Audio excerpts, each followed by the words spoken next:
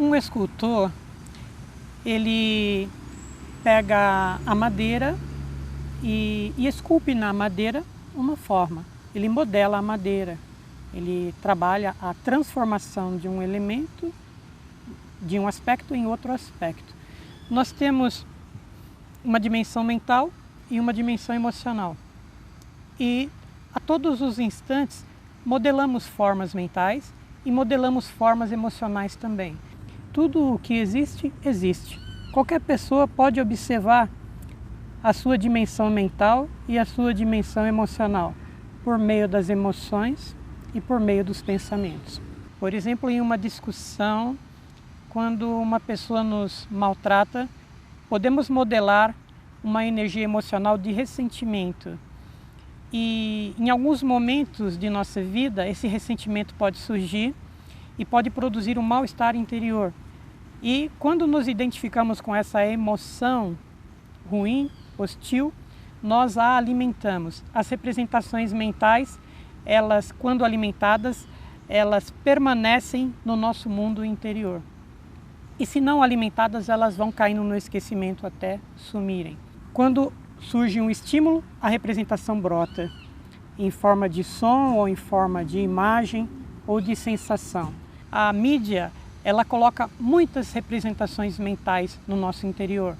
Se eu citar o nome de alguns artistas conhecidos aqui da nossa mídia, muitos que porventura escutem essas palavras, no momento que eu citar os nomes vão lembrar da fisionomia destes artistas, porque dentro de cada um existe uma representação mental destas pessoas.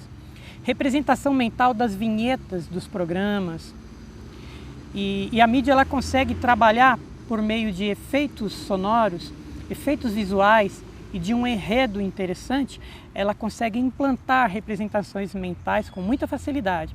Então as representações mentais funcionam como memórias e as emocionais também funcionam como memórias. Um acidente, por exemplo, é uma cena muito forte, a pessoa pode criar uma representação dentro dela. E dependendo do tipo de representação, ela pode alimentar até o fim da vida, aí são os traumas. Seria necessário aprender a trabalhar com essas representações, enfraquecê-las e retirá-las da nossa natureza interior, porque elas são destrutivas, porque são muitas representações mentais se desenvolvendo dentro de nós. E diante dos estímulos externos, elas vão surgindo e acabam também alimentando hábitos psicológicos que nós temos, como orgulho, como prepotência, arrogância, inveja, ciúmes. Essas memórias no formato de uma representação podem ser estudadas por qualquer pessoa, mas é preciso certas disciplinas para que possamos observar o que pensamos, observar o que sentimos, observar o que fazemos. E não temos tido essa educação desde a infância. Portanto, nos identificamos com os pensamentos e as emoções, e elas não somos nós. Eu tive um amigo na adolescência, ainda é meu amigo, e a amizade entre nós era e ainda é muito profunda. Havia muito respeito, então eu o considerava muito.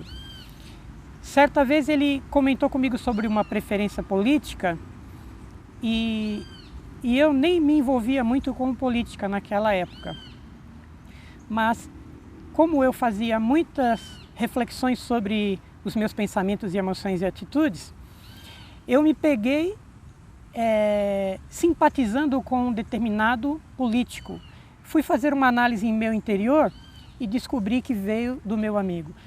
Como eu o considerava muito, as palavras dele tiveram um peso muito grande em mim e produziram uma certa influência. E eu me vi com a tendência de me aproximar de um candidato específico, porque esse candidato agradava aquele meu amigo. O ser de cada um, ele deveria estar coordenando os pensamentos e emoções, mas isto raramente está acontecendo. Enquanto eu estou falando aqui, por trás das minhas palavras está o meu ser. Estas palavras não são Ulisses. Elas são instrumentos para que o meu ser se manifeste. E este meu ser recebeu o nome de Ulisses. Meu ser não é a energia mental e nem emocional que se manifesta nesse corpo, mas ele as coordena. E a presença do ser no tipo de atitude humana determina o nível de consciência que esse ser ele tem. Consciência de si, consciência do seu veículo, consciência do mundo exterior. É muito importante compreender essa questão das representações mentais para reflexões sobre prejuízos que nós criamos com o nosso sistema social. Por exemplo, com as competições, que é um assunto que vale a pena um aprofundamento bem sereno, bem cuidadoso. É um assunto muito delicado. No próximo vídeo eu amplio um pouquinho.